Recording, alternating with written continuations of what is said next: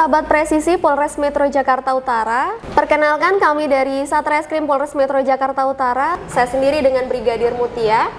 Dan podcast kali ini kita akan membahas tentang bullying.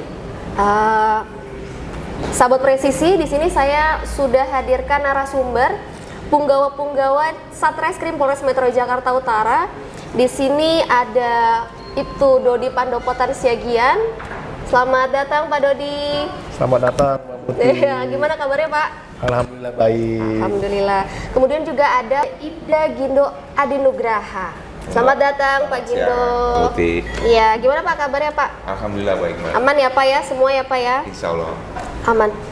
Jadi sahabat presisi, bullying sendiri sudah menjadi masalah yang cukup mempengaruhi banyak orang, dari mulai anak-anak hingga orang dewasa. Untuk itu di podcast kali ini kita akan mengenal lebih dalam apa itu bullying, dampaknya, dan juga bagaimana cara kita mengatasinya. Tentunya dari narasumber-narasumber yang sudah kita hadirkan ini. Pak Gindo, Pak Dodi, langsung saja nih Pak. Mungkin sahabat presisi di sini mau tahu bullying itu apa sih Pak sebenarnya? Oke, saya jelasin Mbak Muti. Sahabat presisi, bullying atau kata lain perundungan adalah tindakan agresif yang dilakukan secara sengaja dan berulang-ulang yang bertujuan untuk menyakiti ataupun merugikan orang lain. Berarti bullying itu bahasa lainnya merundung ya Pak, perundungan gitu ya? Jenis perundungan. Kalau contohnya sendiri Pak, atau bentuk perilakunya itu apa aja Pak? Jadi seperti ini Mbak Muti. Jadi bullying itu terbagi dalam 4 kategori Mbak Muti. Yang pertama itu adalah bullying fisik. Itu yang bisa kita saksikan sama kita, seperti ada pemukulan, penganiayaan maupun kekerasan fisik lainnya yang mengakibatkan si korban menjadi luka, bahkan yang paling parah sampai dirawat di rumah sakit. Kedua adalah bullying verbal. Biasanya penghinaan, pengejekan, perundungan secara lisan, yang mana korban merasa tertekan dan merasa terintimidasi. Yang ketiga adalah bullying sosial, tindakan yaitu mengisolasi atau bahasa nasional itu menganaktirikan si korban dari lingkungan sosial yang sebenarnya. Keempat adalah cyberbullying atau bullying melalui media sosial seperti melalui Instagram, yang sangat top TikTok dan media sosial lainnya. Seperti itu Bu Muti. Banyak berarti ya Pak ya contoh-contohnya ya? Betul Mbak Muti. Jadi perlu ditambahkan lagi sahabat presisi, kalau bullying itu bisa terjadi di mana saja. Bisa di tempat kita bekerja, di tempat kita menuntut ilmu, bahkan tidak sedikit dan tanpa kita sadari itu terjadi di lingkungan keluarga kita sendiri. Oh begitu, berarti kalau korbannya sendiri nih Pak, atau orang yang mengalaminya, itu ada ciri-cirinya nggak Pak? Jadi seperti ini sahabat presisi sekalian yang hadir dalam kesempatan kali ini. Korban dari bullying itu tidak memandang gender, usia, maupun latar belakang keluarga. Terkadang korban bullying itu adalah orang yang biasanya yang terlihat lemah, yang tidak pernah melawan, dan menjadi sasaran korban bullying. Seperti itu kurang lebih Mbak Muti.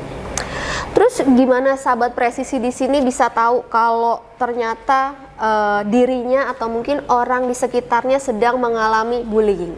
Oke, jadi gini.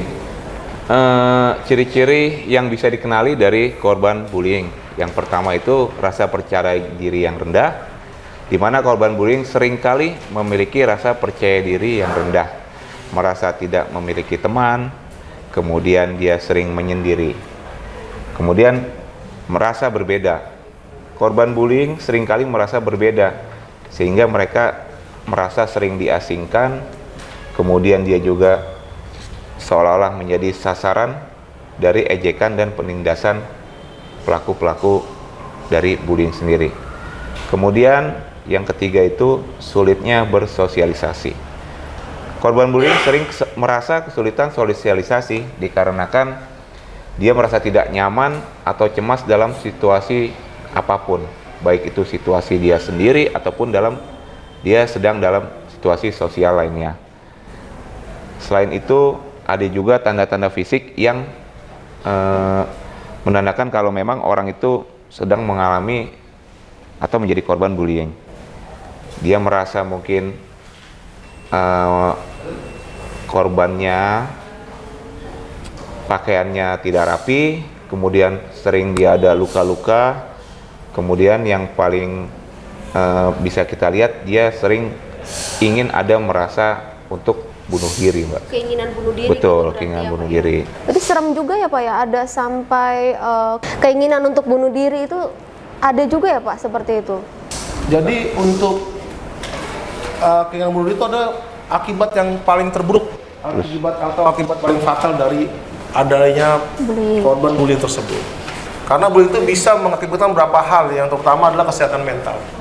Selanjutnya, korban bullying pun juga akan merasa terasing dari lingkungannya atau kesehatan di lingkungan sosial dia, sehingga dia bisa menyendiri, dia menjauhi kerumunan ataupun bersosialisasi dengan masyarakat sekitar lingkungan korban tersebut tinggal. Selanjutnya Mbak Muti, korban bullying itu pun juga bisa merusak atau menurunkan nilai akademik dari si korban tersebut apabila korban tersebut merupakan seorang pelajar yang mana akibat dia kesehatan mental dia seperti kurang tidur atau insomnia atau dia merasa cemas berlebihan sehingga tidak fokus atau tidak konsentrasi dalam belajar mengajarnya sehingga menurunkan nilai dari akademik si korban bullying tersebut. Kemudian juga korban bisa mengalami luka fisik. Ada korban bullying yang dibully, ditarik bangkunya waktu di sekolah, jatuh sehingga kena tulang ekor sehingga dia cacat seumur hidup. Itulah salah satu akibat bullying bisa mencapai kepada korban jiwa atau fisik. Selanjutnya juga ada korban bullying tersebut ada dari psikologisnya. Itulah yang bisa orang tertekan, semakin tertekan sehingga tadi kita sebutkan di awal, sehingga berakibat fatal atau kemungkinan terburuk si korban karena psikologisnya tertekan sehingga dia biasanya bunuh diri atau mengakhiri hidupnya. Seperti itu Mbak Muti. Wah, baru sampai sini aja sudah banyak banget nih info yang kita dapetin dari Pak Gindo, Pak Dodi ya. Baik sahabat presisi, Pak Gindo, Pak Dodi, mungkin di sini sahabat presisi juga mau tahu gimana sih cara mencegah agar tidak terjadi lagi atau mungkin mengurangi lah adanya perbuatan bullying ini dari sisi keluarga mungkin, dari sisi lingkungan maupun instansi kepolisian sendiri, Pak. Oke, baik, saya jawab Mbak Muti. Sahabat presisi, dari segi kepolisian telah dilakukan penegakan hukum, di mana kepolisian harus menindak pelaku-pelaku bullying dengan sanksi yang sesuai dengan pelanggarannya yang dilakukan oleh pelaku. Kemudian penyediaan saluran pengaduan. Kepolisian perlu menyediakan saluran pengaduan yang mudah dan aman yang bisa diakses oleh korban bullying itu sendiri ataupun saksi yang melihat di kejadian. Kemudian sosialisasi dan edukasi. Dari segi kepolisian telah melakukan sosialisasi tentang bullying dan dampak dari korban bullying itu sendiri. Kemudian kita juga sudah melakukan edukasi kepada masyarakat, baik itu di sekolah ataupun di tempat-tempat umum. Jadi kami rasa pentingnya memberikan sosialisasi dan edukasi kepada masyarakat. Itu Mbak Muti. Kemudian untuk dari sisi atau segi keluarga, baiknya keluarga itu mengajarkan cara kita berempati dan menghargai orang lain. Orang tua sendiri perlu mengajari anaknya untuk memiliki empati dan menghargai adanya perbedaan, serta memberikan contoh perilaku-perilaku yang baik, membangun komunikasi yang baik, yang dilakukan komunikasi secara terbuka, efektif antara orang tua dan anak, sehingga bisa mendeteksi dini potensi masalah seperti bullying itu sendiri. Demikian Pak Muti. Mungkin bisa ditambahkan Pak dari sisi lingkungan atau sekolah tempat belajar mengajarnya?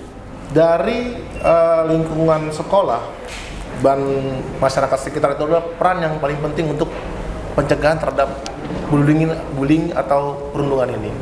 Yang mana mungkin sekolah bisa melakukan kebijakan anti bullying yang ditandatangani oleh seluruh peserta didik agar tidak melakukan tindakan bullying baik menjadi pelaku maupun korban dari bullying. Yang kedua adalah mendorong budaya anti bullying, yang mana sekolah mengajarkan atau mengarahkan para siswanya bahwa bullying itu dilarang dan menganggap bahwa setiap manusia itu berbeda. Karena biasanya korban bullying itu adalah apabila ada satu orang atau korban ini yang berbeda daripada kelompok lainnya, baik dari segi warna kulit, dari segi Suku gitu ya. ataupun agama, itu bisa jadi korban bullying. Dan itu untuk mengajarkan kepada para siswanya untuk menghargai perbedaan dan mengerti perbedaan itu ada. Selanjutnya Bu Muti, untuk sekolah itu bisa memberikan dukungan pada korban, yang mana mungkin bisa sekolah memberikan hotline atau layanan pengaduan terhadap korban bullying maupun pelaku bullying, agar bisa segera tahu oleh pihak sekolah apabila ada korban bullying, yang mana biasanya itu sarana pengaduannya bisa kepada wali kelas ataupun kepada guru BK, bimbingan konseling. Seperti itu Bu Muti. Terus selanjutnya meningkatkan kemampuan atau keterampilan sosial pada para siswa atau peserta didik. Seperti tadi yang awal saya bicarakan, bahwa diajarkan bahwa semua manusia itu ada perbedaan manusia satu dengan manusia lain, sehingga para siswa bisa mempunyai kepedulian terhadap setiap Sama manusia ya Pak ya. Selanjutnya mungkin untuk terhadap peserta didik pun dikontrol lah untuk tontonan yang wajib tonton. Jadi untuk tontonan kekerasan atau tontonan yang bersifat anarkis itu, agar pihak bisa mengontrol terhadap media tersebut. Berarti di sini ada kalau saya dengar tadi ada faktor intern dan juga ada faktor ekstern ya Pak ya, dan lebih banyak berperan di sini mungkin faktor internnya gitu ya Pak ya. Jadi gini Mbak Muti, justru kita sebenarnya lebih bagus kita sebelum masuk ke eksternal kita perbaiki dulu faktor internalnya Mbak Muti. Misal nih Pak, mungkin sahabat presisi di sini sudah mengoptimalkan, mengupayakan untuk mencegah terjadinya tadi adanya bullying yang tadi sudah Pak Dodi, Pak David jelaskan. Ternyata tetap ditemukan adanya kerabat atau mungkin bahkan dirinya sendiri mengalami bullying tadi. Langkah apa Pak yang harus dilakukan untuk menanggulangi perbuatan bullying tersebut? Seperti ini Mbak Muti, dapat saya jelaskan. Untuk bullying ini penanggulangannya yang pertama adalah dari lingkungan terdekat. Dalam hal ini dari keluarga inti maupun dari masyarakat sekitar. Membutuhkan dukungan dan support bersama ya, dukungan support ya dari keluarga korban bullying. Yang mana keluarga itu wajib menyediakan ruang bagi korban untuk berbicara dan mendengarkan keluh kesah maupun apa yang dirasakan gitu ya Pak ya. Jangan langsung menjustifikasi atau menyalahkan si korban. Selanjutnya adalah melaporkan ke sekolah apabila si korban maupun si pelaku dari pelajar atau peserta didik, atau melaporkan ke hotline yang sudah disiapkan oleh pihak polisian. Dalam hal ini seperti 110 maupun kantor polisi terdekat dari lingkungan atau dari sekolah si korban bullying tersebut. Dan dari pihak kepolisian, apabila ada korban melaporkan tindakan bullying, pasti akan ditindaklanjuti dan akan segera diselidiki maupun dilakukan penyidikan sesuai dengan perundang-undangan yang berlaku di negara ini. Seperti itu Bu Mutiara. Oke, mungkin bisa saya tambahkan juga kalau memang sahabat presisi di sini mengetahui atau melihat secara langsung adanya perilaku bullying tadi, bisa coba DM ke Instagram Satreskrim sendiri di @satreskrim_Polres_Jakut. Nah, kemudian Pak Gindo, Pak Dodi, lanjut lagi nih. Tadi kita juga sudah dengar Bapak ada atau mungkin langkah-langkah yang harus dilakukan. Ada nggak sih Pak sanksi pidananya? Nah ini nih yang mungkin sahabat presisi mau tahu juga. Bagi kepolisian kita kan ini pasti ditanya, ada nggak sih sanksi pidananya gitu? Bisa dihukum nggak sih gitu? Ya jelas pasti ada Mbak Muti.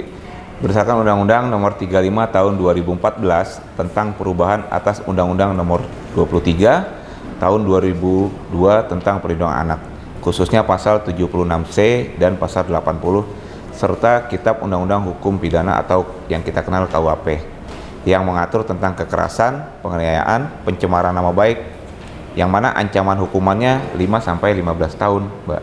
Berarti bisa ditahan ya Pak ya? Bisa, tentunya, Mbak. Oke, nah itu kan dari sisi pelakunya nih, sanksinya.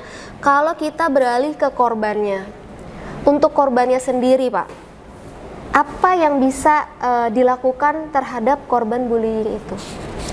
Seperti tadi yang awal-awal saya sampaikan, korban bullying itu butuh dukungan terutama dari keluarga, dari sekolah maupun dari masyarakat sekitar korban bullying tersebut.